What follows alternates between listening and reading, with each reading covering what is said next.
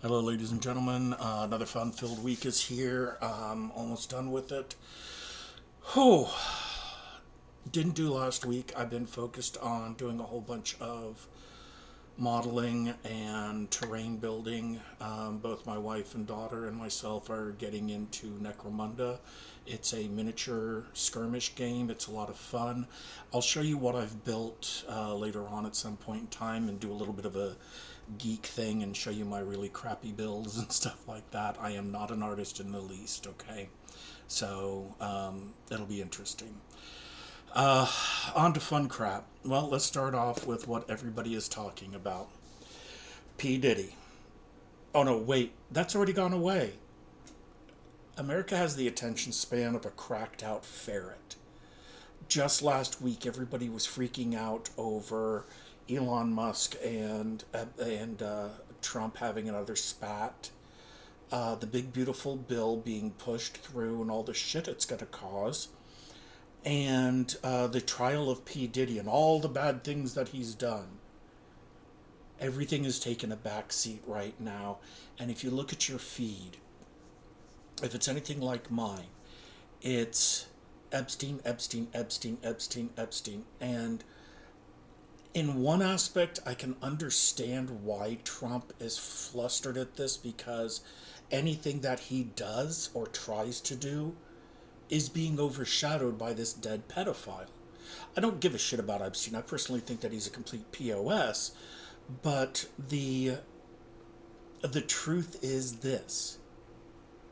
Everybody wants to know. Trump and MAGA put forth such a huge, huge deal for the last three elections or the last two elections, whatever, about getting the client list from Epstein and the client list and the client list. Bongino, Cash Patel, everybody except Trump has wanted the client list, has wanted the files open for everybody to be able to see and to figure out if the conspiracy theories about who's on it is true or not. And if you've ever seen the interview with him in Fox News, they ask him, well, are you going to release the JFK files? Oh, yes, definitely. Are you going to release the Martin Luther King assassination files? Yes, definitely. Declassify it.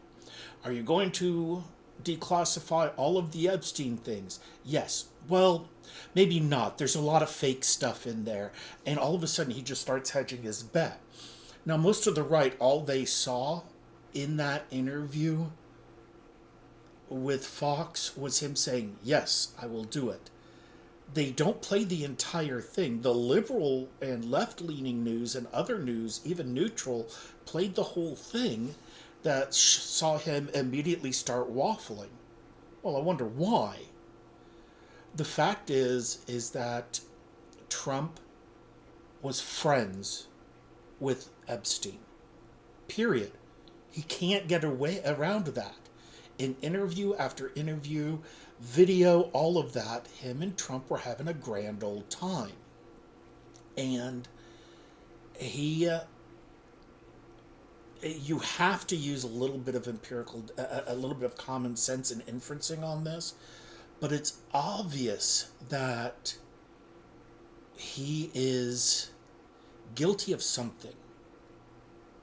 I don't know what it is. I don't know if he paid for that lifestyle for others and whether or not that's his golden ticket on being able to ramrod so many other people and basically blackmail them into doing his bidding. What's in or what I don't know. I'm not going to speculate on that because nobody knows because he refuses to allow that to come out. I honestly don't think that any politician, any president wants that to come out until there's somebody on there in the White House that has nothing to do with Epstein, that has nothing to do or gives a shit about the people that went to that island, that were clients of his. I mean, let's be honest. Most politicians are going to use that as fodder to make people do what they want. It's extortion and blackmail. Even if the person just went there, in the early 90s or whatever it was, when it and didn't do anything. The stink of Epstein is there. And it can kill careers and livelihoods and professions, all of that. So I can understand why some people, why he is like, no, I'm not going to say anything, because he's using it as blackmail. If someone goes against him, he's going to release that person's name. Well, this person was on the Epstein list and is being investigated now. And it'll be really interesting. Even Dan Bongino, the assistant director of the FBI, former podcaster, which that really just gets me. Why is a podcaster the second in charge of the FBI? That's like putting me in charge of defense. Oh, wait, no, I'm a veteran. I have a better understanding of how the military works than Pete Hegseth, and I won't do stupid shit like he's done, and I don't drink. So that may not be a good one. How about Linda McMahon in Department of Education? Here's someone who knows better how to run a company than Trump ever does, and she's getting ready to dismantle the Department of Education as quickly as possible. I mean, it's a couple of weeks ago, I went through every single week in the shit that Trump has pulled. And it wasn't even everything. Those were just some of the major aspects. All of the tweeting and, Xing, whatever it's called, and truthing, which sounds even worse, is horrendous.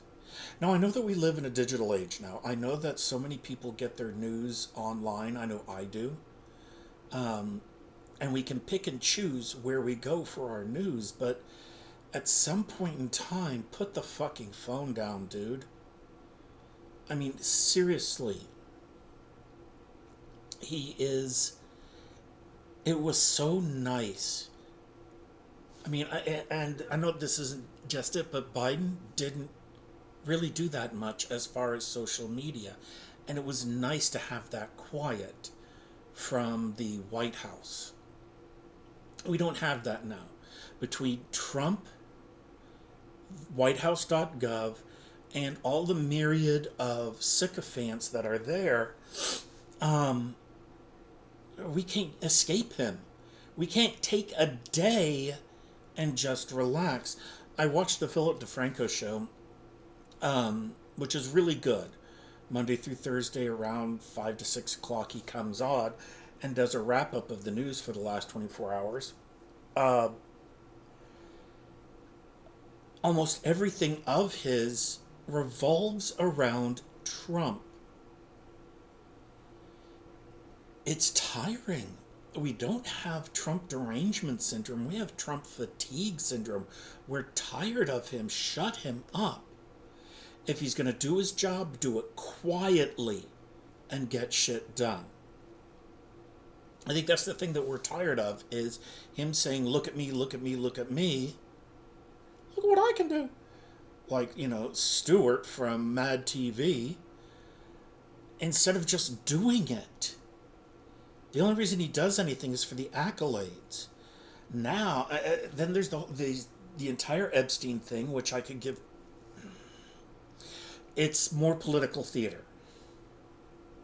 The fact that MAGA and the far and the right are starting to get the same treatment that the left and liberals and Democrats have gotten for years, even when we were in fucking power. Even when liberals were in fucking power, we still had to deal with his shit posting on a regular basis. And his, I didn't lose, I didn't lose, I didn't lose. It was rigged, it was rigged, it was rigged. I mean, it gets a little old after a while.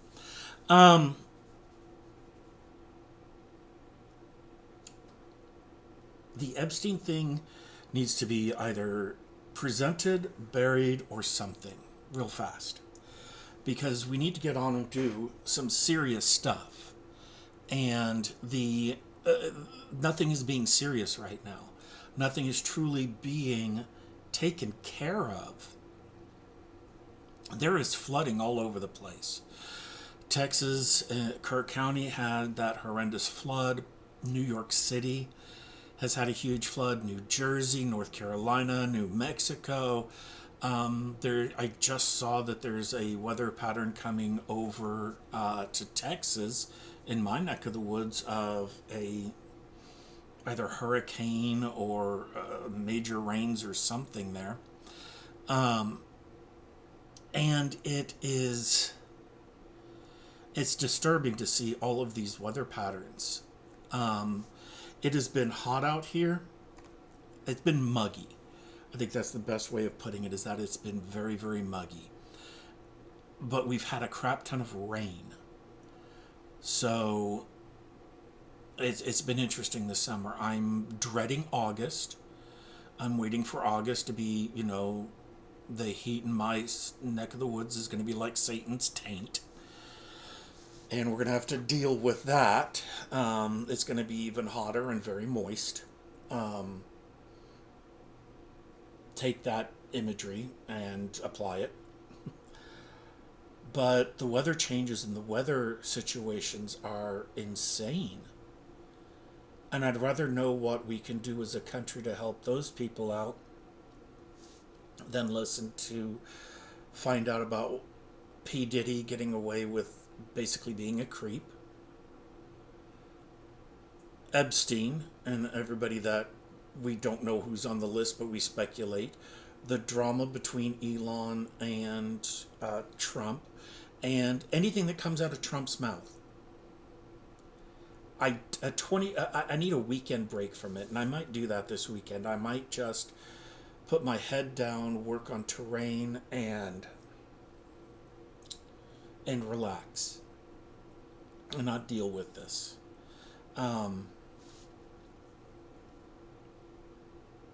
Of course, I say that now. I'll still end up watching something like an idiot and stressing myself out, because that's what part of the problem is. The more you know about what's going on, and the more that you subject yourself to different forms of media and reading and listening and watching, the more you realize how things are really fucked up, and you're just that's why a lot of people have depression, is that they feel helpless. Now, it's not Trump derangement syndrome. We're not sitting there going, oh, I've got to talk about him all the time. We don't have a choice. We're bludgeoned with that orange turd monkey. I'd love to talk about other things. I really would. Which is why halfway through the show, I switch over to education and rail on that shit. We're going to have to see what happens with the Epstein thing. We're going to have to see what happens with all of the other crap that's going on in our society. Because right now, it's not good. It's not that we're just partisan and that it's us against them mindset.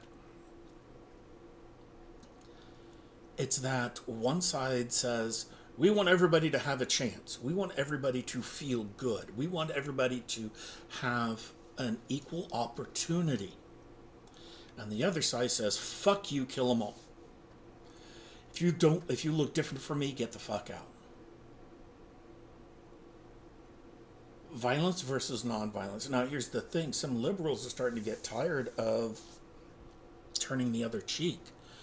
And they're starting to get violent as well. I hope that stops, because we need to be better than that. But there you go. I kind of rambled with this. I realize that. But it's exhausting. There's so much going on, and normally I have a kind of a list of what I'm going to go over. But even after 2 weeks, with the flooding, I mean, right now, the flooding is taking a back seat already because of Epstein. All of this flooding that's happening around the country, look into it if you don't know what I'm talking about. It's horrendous. It really is. Um, so that's something to keep in mind with it. All right, let's go to the secondary thing on this, and this is I'm going to jump back to the teacher myths, and I think this is number 5. Um, there are a lot of sayings about this. We have been told this as teachers. We don't get into teaching for the money. And it's a nice way of saying your salary sucks. Um, we're here for the children only. Care about only about the kids. Who care? Your salary doesn't matter. And my favorite one, we're in it for the outcome, not the income. In other words, how well children succeed. And I'm going to tell you something right now that's bullshit. That is a lot of people, administration, school districts, education, everybody else, making themselves feel better about giving teachers a shitty wage, a barely livable wage in today's society. Heather and I, working both as teachers, we're okay. But here's the thing. If I had a corporate job and Heather was teaching, Heather could leave. And, if I had a good corporate job, then I would be able to support the family possibly. The problem is that we've struggled since both of us have become teachers with making sure all of our debts are paid, making sure families taken care of, we do want to help out our friends, but there are times when we can't, because I'm looking at every single dollar, and with me retiring, I don't have anything else lined up. So we don't get paid enough. Our salaries are for shit. And you see people saying, well, teachers are just glorified babysitters. Pay us like that then. Pay us per kid per hour. Most people have 20 to 30 kids in their classroom. And if we get paid by the hour, which is usually around $20 an hour, I can make $600 an hour. I'd be okay with that. I would be living high. I wouldn't mind working as much as I do. But like I've said before, we only make about $14 to $15 an hour, maybe a little bit more if we are experienced and truly veteran teachers. And that's one of the things you've got to realize is when we take this abuse, we take this gaslighting, we take society shitting on us, and rude kids and the apathy of students and the apathy of parents and the behavior problems and the violence, all of that stuff, it's not worth it. I'm in a group called Teachers in Transition on Reddit, and a lot of it is teachers leaving the profession saying, screw it, I've had enough. I can't do this anymore. It is not worth the pay. All of this aggravation, all of the mental health problems and physical problems are not worth it. I've talked about teacher health. I've talked about the abuse that we take. Knowing that we have shit for pay. I mean, I was even in a good district that had really good pay. But when you realize that a beginning teacher's salary is about 80% of what your salary is after 20 plus years, it kind of sucks. The cost of living adjustments suck. And if you're in a state like Oklahoma, god damn, they don't pay anything as far as teachers go. And they are abused hard. Um, it's very interesting to see the discrepancy of pay. Now, you're going to have places that, like New York and California and the major cities in some of these states that have higher cost of living, have a higher pay for teachers. But it's still comparatively, I mean, percentage and ratio wise, it sucks. The pay is not worth it. One thing that I always tell people is that teaching was a calling, just like being a preacher. It's a calling. It's something that you feel inside of you that that's what you are meant to do. You can't just wake up one day and go, you know what? I'm tired of being a geologist. I'm going to go teach high school. It doesn't work that way. There is a lot of nuances that people don't understand, that people don't get the crowd control, to put it bluntly. I mean, most people do not speak in front of groups of people every single day that are not entertainers or teachers. Um, and I want you to think about that. Actors, teachers, and comedians talk in front of a large group of people. Actors, however, are there to entertain someone, not to teach a moral or anything else. They're there just to entertain. And I'm talking about stage, not film and television, because that doesn't count. Then you've got comedians who are there to try and make people laugh, or entertainers, let's put it that way, because you've got magicians and other things like that, and with that talk with the audience. Musicians still are in front of huge crowds, but they don't necessarily have to interact. They do, but it's not like they're people that are there don't want to be there. That's the kicker. Okay? When you're looking at an entertainer, musician, comedian, actor, the people that are in the audience are there because they want to be there. Okay? Teachers, we have a room full of people that don't want to be there. And we are held to a higher standard. Example, P. Diddy. He's a musician. He's a producer. He can go out there and perform to 10,000 people and not give a crap about it.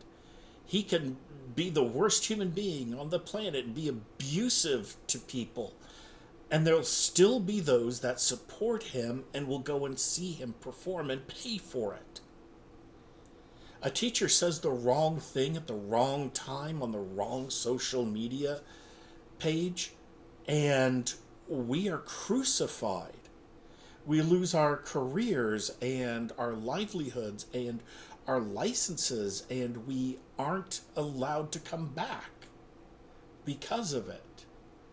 And I'm not talking about inappropriate relations with kids. That no, that's a hard line there. But I'm talking about what we say and do. When I first started teaching, this was really hammered home. And it was a guy who sent there was a picture taken of him when he was basically pass out drunk at a barbecue. That was it. Personal place, gathering of his friends, and he was in the lawn chair just drunk as hell. Okay, everybody does this. However, that picture got sent around the school district. It started off with just being with friends and things like that. But then it made it to HR. And then parents were outraged. How dare he have this out on social media? And he ended up losing his license and being fired from that school district because he was a human being and he got drunk.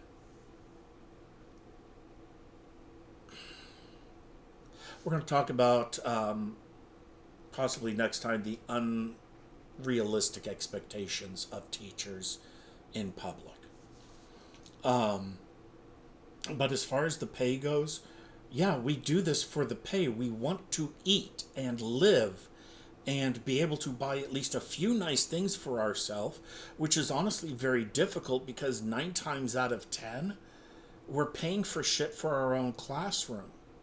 Even though teachers have to ask parents to do school supplies such as dry erase markers and tissues and all of this crap to help out students that don't have anything or can't get those supplies. Because if not, guess who pays for it? It's not the fucking school district, it's teachers. So we get paid to have to pay to get supplies to do our job. That's bullshit. That'd be like being in the corporate America saying, well, I'm sorry, it's great that you're working here, but you have to pay for office space and you also have to pay for the electricity. And, oh, I saw you get 2 cups of coffee. That's going to be, I mean, nickel and diming every fucking thing that somebody does. It's moronic to go this way. And then we wonder why kids don't have enough. Because you're stealing from the teachers basically to help supply the classroom, and that's wrong. It really is. There shouldn't be that problem happening. And then budgets get cut again and again and again for school districts and everything else because people don't want to pay property taxes or state taxes or what have you. The states fuck around with educational money left and right. Perry, before our current idiot of a governor, he gambled on the stock market with the teacher retirement system to make more money for the state. And it's like, why are you touching our fucking money? But this is what's seen as normal and okay. So it is amazing that more teachers just don't quit and say, no, it's not worth the money. Seeing people in it for 20, hell, for 10 years is amazing. Longer than that, doubly amazing. Seeing a teacher in the system for 30 plus years, I could do it if I had to, but I'm glad that I don't. And I think that's part of the reason why so many people don't want to become teachers anymore. The pay sucks and the conditions suck. In fact, I read an article just recently that said that there's tens of thousands of vacancies in a lot of red states, states that skew mainly Republican, that people don't want to teach there. And they talked about Florida, Louisiana, and Oklahoma being 3 of the worst places to teach because the pay is horrendous, the curriculum is horrendous, the requirements are horrendous as well. And then there's states that are saying, oh, if you got your teaching degree in a blue state, then you're going to have to take an extra class to know how we teach in a red state. That's been a rumor that I've heard going around as well, which I think is ludicrous. And then they complain if something gets politicized that they like, that other people say, no, it shouldn't be this way. So it's a lunatic asylum. Education, that's the best way to do it. You don't have to be crazy to be a teacher, but it sure as fuck helps. So, on that note, ladies and gentlemen, we will look at ending the show for today. I know I said I might do 2 shows, but I think I only have the energy to talk about the shit that's going on in this country 1 time a week right now. Maybe later on, I'll bump that number up. But for right now, this is what I can do for my own sanity. Um, Go out, folks. Oh, as always, hit the subscribe button, hit the like button, comment. Please comment, okay?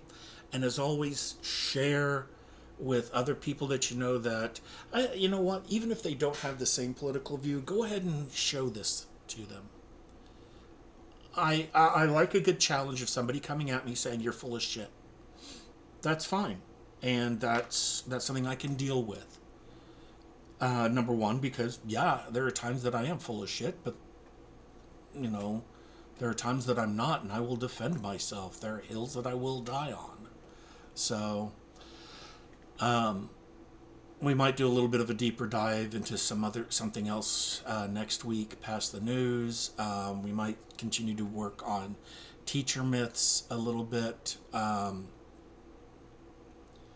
and we will truly see what happens over the next couple of weeks within our country, okay? So hit the like and subscribe button. As always, it lets me know if people are watching this. I only have around 4 dozen subscribers. Let's look at bringing those numbers up. Those are rookie numbers. Uh, and it would be nice to be able to see this. I'll try to pop in here and there and do some shorts here and there and do a quick commentary on stuff that I can pop in. Maybe a minute or two long. But past that, the big ones like this, that'll be it. As always, have a great day. Have a great rest of your week. If you need to, if everything's getting you down, go out, touch grass, get into nature, and just breathe, okay? Like a kidney stone, this too shall pass. All right? We'll see you later, folks. Have a wonderful day.